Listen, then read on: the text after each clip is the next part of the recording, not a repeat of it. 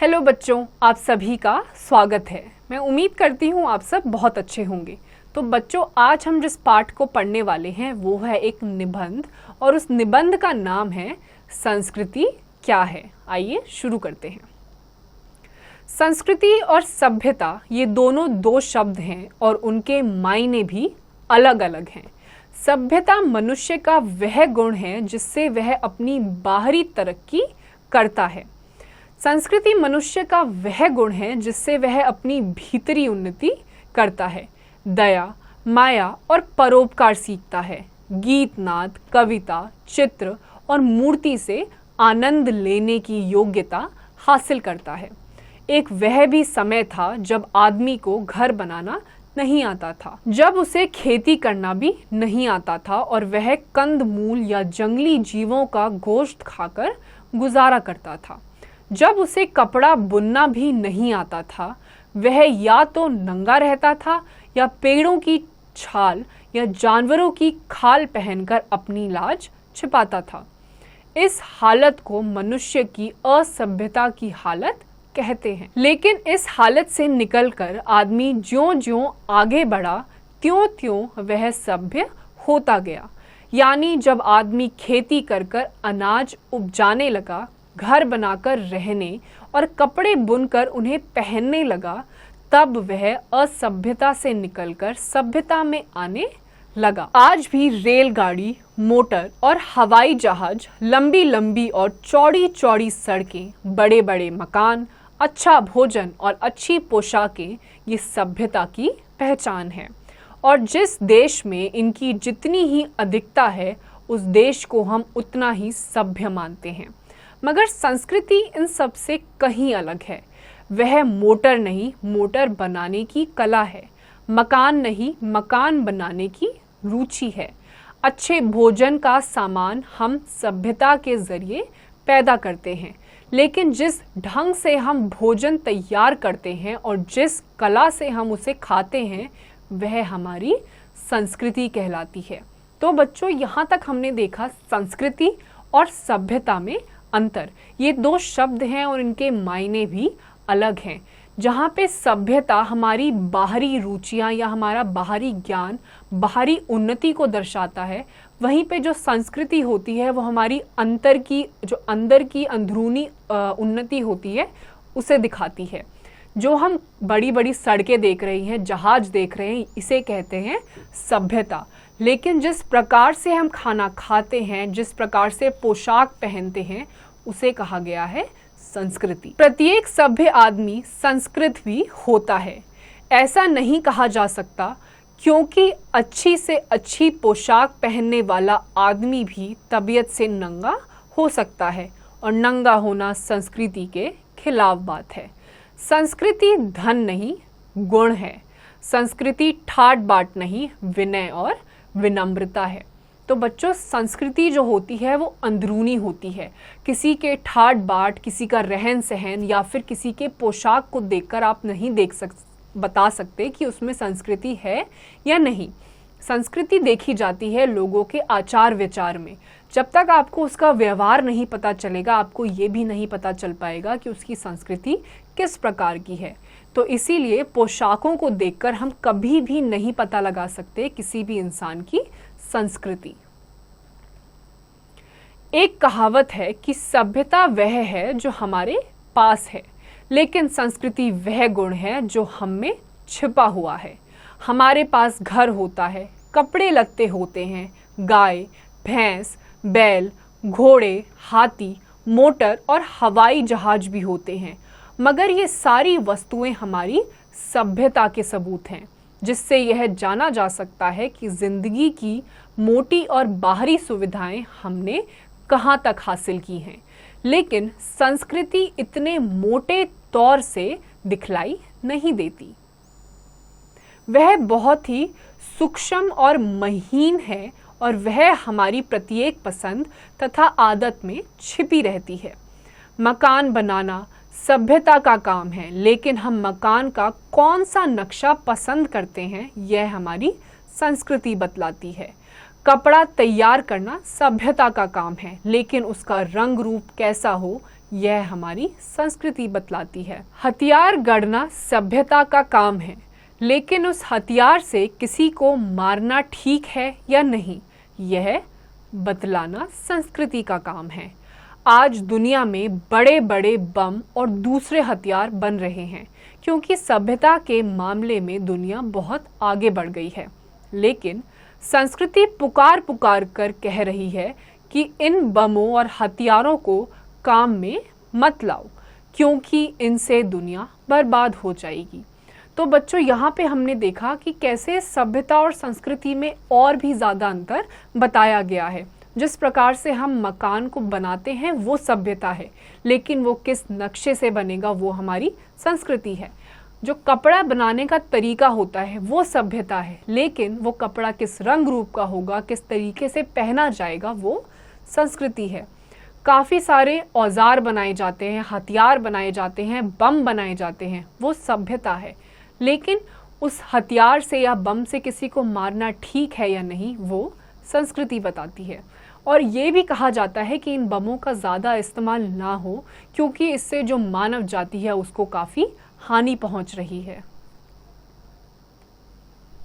एक बात और है कि आदमी के भीतर जो 6 विकार काम, क्रोध, लोभ, मद, मोह और मत्सर है, वे प्रकृति के दिए हुए हैं, मगर ये विकार अगर बेरोक टोक छोड़ दिए जाएं तो आदमी इतना गिर जाएगा कि उसमें और जानवरों में कोई भेद नहीं रह जाएगा। इसलिए आदमी इन विकारों पर रोक लगाता है और कोशिश करता है कि उसमें विकारों को बढ़ना नहीं, घटना चाहिए। गुस्से में ज़्यादा नहीं, कम होना चाहिए और लोभ, मोह, मद, मत्सर को भी एक हद में रहना चाहिए। इन दुर्गुणों पर जो आदमी जितना ज़्यादा काबू कर पाता है उसकी संस्कृति भी उतनी ही ऊंची समझी जाती है। तो बच्चों, इंसानों में जो 6 विकार देखे गए हैं जिनका नाम है काम, क्रोध, लोभ, मद, मोह और मत्सर, ये एक सीमा में ही हो तो ही इंसान के लिए अच्छा होता है।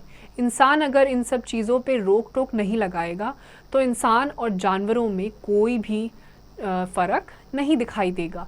जिस प्रकार गुस्से में जितना इंसान कम हो उतना ही ज़्यादा अच्छे से काम कर पाएगा, और जितना लोग अपने अपनी सीमा में रहेंगे उतनी ही उनकी संस्कृति आगे बढ़ेगी। संस्कृति का काम आदमी के दोष को कम करना, उसके गुण को अधिक बनाना है। आदमी भी एक तरह का जानवर है, लेकिन जानवर के गुण यानी पशुत्व को छोड़कर वह जितना ही आगे बढ़ता है उसकी संस्कृति भी उतनी ही अच्छी होती है। संस्कृति का स्वभाव है कि वह आदान प्रदान से बढ़ती है।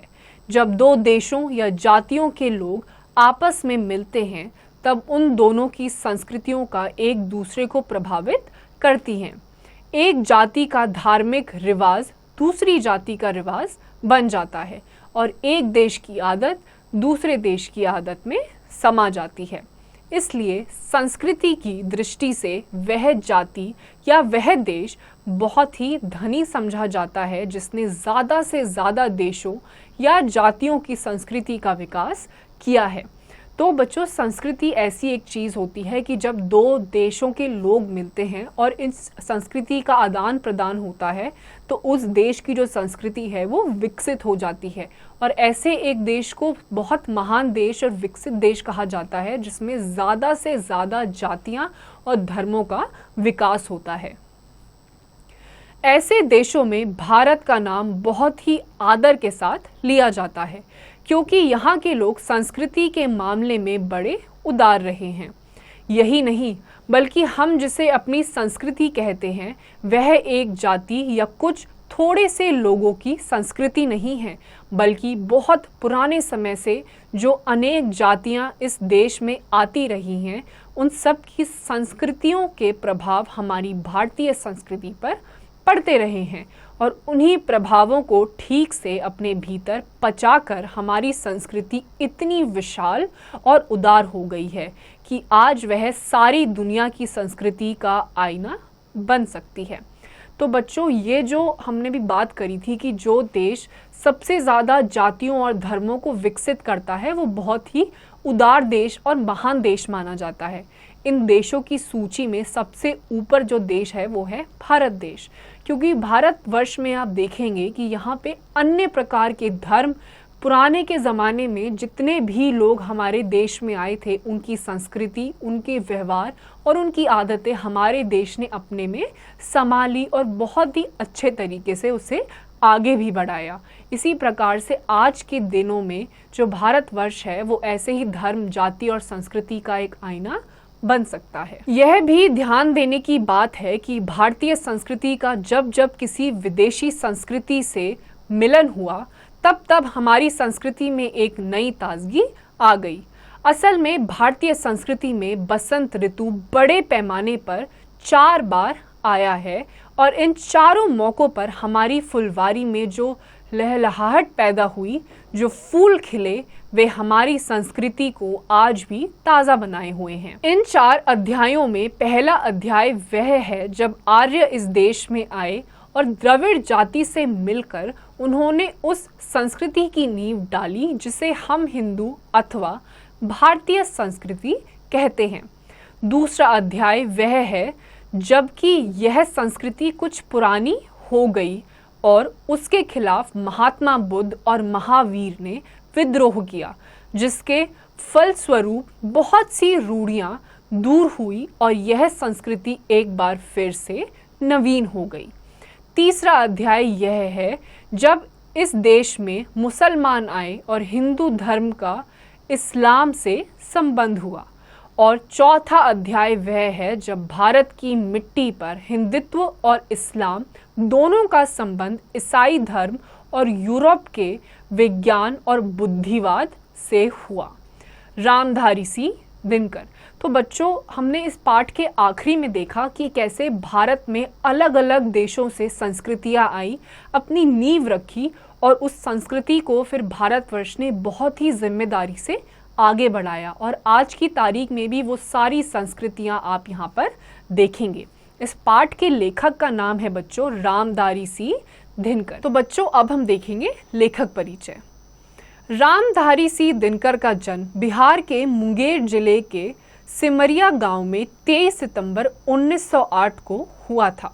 1952 में राज्यसभा के सदस्य मनोनीत हुए। पद्म भूषण से अलंकृत किए गए। संस्कृति के 4 अध्याय पुस्तक के लिए साहित्य अकादमी और उर्वशी महाकाव्य के लिए ज्ञानपीठ पुरस्कार से पुरस्कृत हुए। दिनकर जी की अन्य प्रमुख कृतियां हैं हुंकार, ऋषिमर्थी, कुरुक्षेत्र और परशुराम की प्रतीक्षा। तो बच्चों, यहीं पे हमारा ये पाठ और साथ ही साथ लेखक परिचय होता है खत्म। मैं उम्मीद करती हूँ कि आपको सभ्यता और संस्कृति के बारे में आज काफ़ी कुछ ज्ञान मिला होगा। साथ ही साथ इसके जितने भी अभ्यास प्रश्न हैं वो आपको खुद से करने हैं।